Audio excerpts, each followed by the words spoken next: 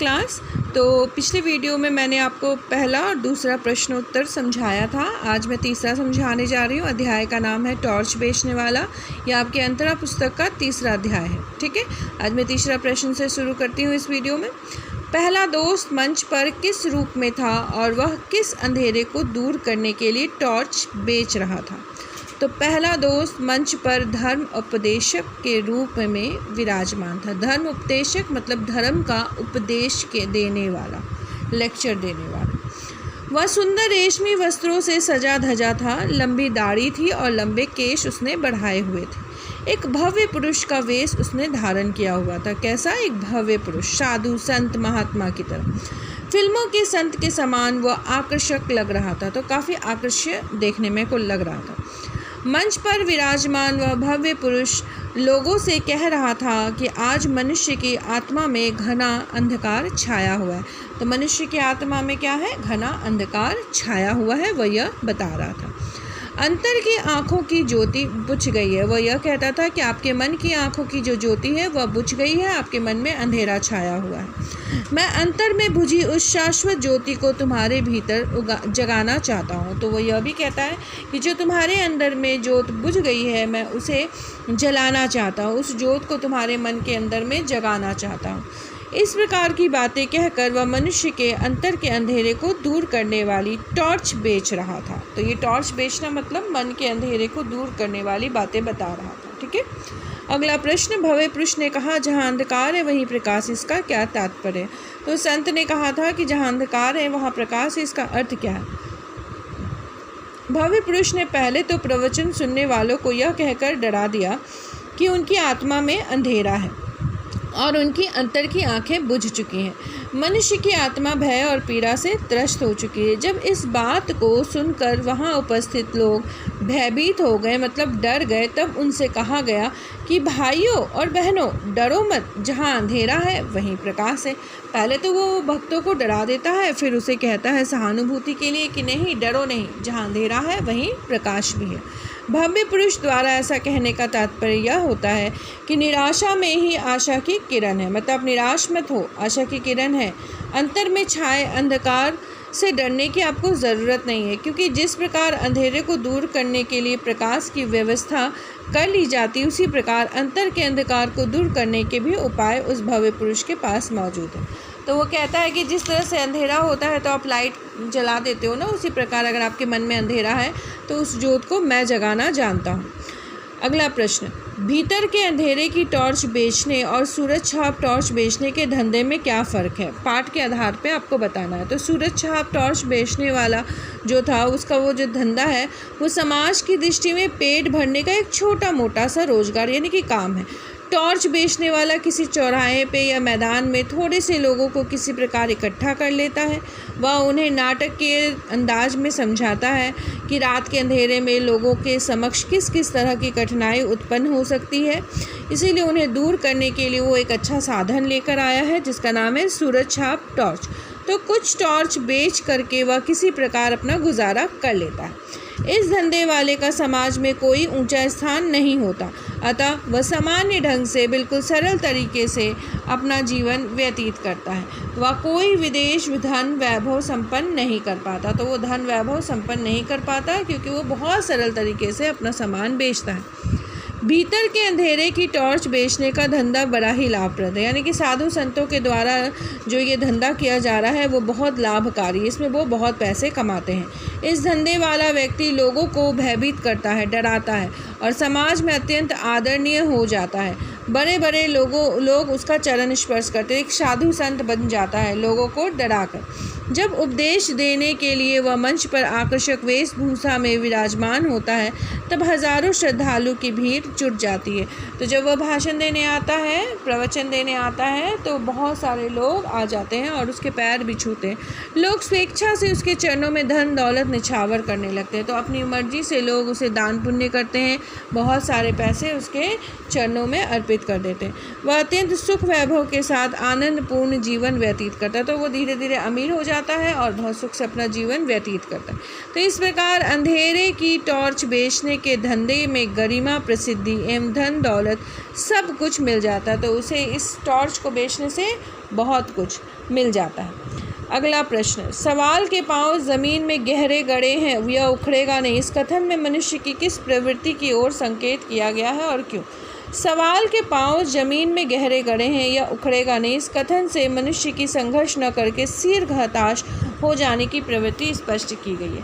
और ऐसा इसलिए होता है क्योंकि मनुष्य हर चीज़ सरलता से प्राप्त कर लेना चाहता है। तो यहाँ पे यह बताया गया है कि पैसा अधिक कमाने का जो एक निश्चय है वह बहुत मुश्किल है, क्योंकि इंसान आज के समय में मेहनत नहीं करना चाहता और बहुत इजी वे में, सरल तरीके में चाहता है कि वो बहुत सारा पैसा कमा ले। प्रश्न संख्या 7, व्यंग विद्या में भाषा सबसे धारदार है। परसाई जी की इस रचना को आधार बनाकर इस कथन के पक्ष में अपने विचार प्रकट कीजिए। तो इस प्रश्न का उत्तर आप पॉइंट्स में लिखेंगे। यह कथन पूर्णतः उपयुक्त है कि व्यंग विद्या में, मतलब कमेंट्स की जो एक विद्या है, जो कमेंट्स देने की जो विद्या है, उसमें भाषा धारदार होनी चाहिए, यानी कि भाषा बहुत धार वाली होनी चाहिए, लोगों के सीधे कलेजे को लगे। व्यंग लेखक की भाषा में पैनापन रखना पड़ता है। तो जहाँ कमेंट्स करने की बात होती है तो वहाँ पे पैनापन भी रखना पड़ता है। वह ऐसी भाषा का प्रयोग करता है जो सीधे हृदय को छूती है, मन को छूने वाली भाषा हो। परसाई जी ने भी अपनी रचनाओं में व्यंग्यात्मक भाषा का प्रयोग किया है, कमेंट्स करने वाली भाषा का प्रयोग किया है, जिसमें कमेंट्स वो करे और सीधे मन को लग जाए। प्रस्तुत पाठ में कुछ उदाहरण भी दिए गए हैं, उन उदाहरणों को मैं पॉइंट्स के रूप में आपको बता रही हूँ। तुम शायद संन्यास ले रहे हो, जिसकी आत्मा में प्रकाश फैल जाता है वह इसी तरह की हरामखोरी पर उतर आता है। तो इस तरह के व्यंग करके इस लेखक ने हमें दिखाया है कि समाज में किस तरह से गंदगी फैलती जा रही है। ये एक तरह की गंदगी है जहाँ पे इंसान मेहनत नहीं करना चाहता, लोगों को ठग कर, बेवकूफ़ बनाकर अपना स्वार्थ सिद्ध करना चाहता है। हम दोनों ने उस सवाल की एक टांग पकड़ी और उसे हटाने की कोशिश करने लगे। तो जब सवाल बहुत भारी लगने लगा तो दोनों ने उसकी एक टांग पकड़ ली। कहने का अर्थ यह है कि दोनों ने उसे सुलझाने की बहुत कोशिश की। मैं देख रहा हूँ मनुष्य की आत्मा भय और पीड़ा से त्रस्त है। तो यह भी कहता है वो कि मैं देख सकता हूँ कि मनुष्य जो है उसकी आत्मा बहुत डर से और दुख से भरी पड़ी है। चाहे कोई दार्शनिक बने, संत बने या साधु बने, अगर वह लोगों को अंधेरे का डर दिखाता है तो वह ज़रूर अपनी कंपनी का टॉर्च बेचता है। तो मतलब लोग अपने आप को साधु संत बनाते हैं, परंतु लोगों को डराकर अपना स्वार्थ सिद्ध करना चाहते हैं। अगला पॉइंट इतना आवश्यक नहीं था, इसलिए मैंने सिर्फ 4 पॉइंट दिए। अगर ये आपको प्रश्न पूछा जाएगा तो 2 या 4 अंकों के लिए पूछा जाएगा। अगला प्रश्न, क्या पैसा कमाने के लिए मनुष्य कुछ भी कर सकता है? वर्तमान युग में मनुष्य पैसा कमाने के लिए कुछ भी करने को तैयार है। आप देख ही रहे हैं, तरह तरह के क्राइम होते हैं, जुर्म होते हैं, पैसा कमाने के लिए लोग कुछ भी करने को तैयार हैं, भले ही वो काम नैतिक हो, सामाजिक तथा प्रशासनिक दृष्टि में गलत ही क्यों ना हो। मतलब वो एक गलत काम करने को भी तैयार हो जाते हैं, मर्डर हो, चोरी हो, किडनैपिंग हो, कुछ भी करने को तैयार हो जाते हैं। ऐसा करना तो गलत है। मनुष्य को ऐसा काम नहीं करना चाहिए, बल्कि उसे मेहनत से ऐसा काम करना चाहिए जिसमें किसी को धोखा ना दिया जाए, भले ही ऐसा धोखा धर्म के नाम पर या किसी को भयभीत करके ही क्यों ना दिया गया। मनुष्य को पैसा कमाने के लिए अपने लिए एक आदर्श रखना चाहिए तथा उसका हमेशा पालन करना चाहिए, भले ही परिस्थिति कितनी भी विषम क्यों ना हो। वैसे तो लेखक हमें यही कह रहे हैं कि मेहनत करके धन कमाना चाहिए, परंतु किसी का मर्डर करके, किसी का खून करके पैसा कमाना बहुत अधिक गलत है। बल्कि उससे ठीक तो किसी को बेवकूफ़ बना के उससे पैसा ठग लेना है, कम से कम उस व्यक्ति की जान तो बचेगी। प्रश्न संख्या 9, लेखक ने सूरज छाप टॉर्च की पेटी को नदी में क्यों फेंक दिया? क्या आप भी वही करते? लेखक की 5 साल बाद अपने दोस्त से मुलाकात हुई जो संत बन गया था तथा उसका धंधा जोरों पर था। मतलब वो बहुत अमीर हो चुका था जब वो अपने मित्र से मिला। उसने लेखक को अपने धंधे के बारे में बताया तथा उसे अपने साथ जुड़ने का न्योता दिया। तो उसने लेखक को बताया कि मैं अब अपना धंधा जो है वो बदल रहा हूँ और अगर आप चाहें तो आप भी मेरे साथ जुड़ सकते हैं। लेखक को दोस्त के इस प्रस्ताव में फ़ायदा तथा सम्मान नज़र आया। तो लेखक ने देखा कि ये जो टॉर्च बेचने वाला है इसे अपने दोस्त के यानी कि संत के उस न्योते में बहुत फ़ायदा नज़र आया है, इसीलिए वह उससे जुड़ना चाहता है। इसलिए उसने सूरज छाप की जो पेटी है उसको नदी में फेंक दी और उसके साथ काम शुरू कर दिया। मतलब उस संत यानी उस मित्र के साथ उसने काम शुरू कर दिया।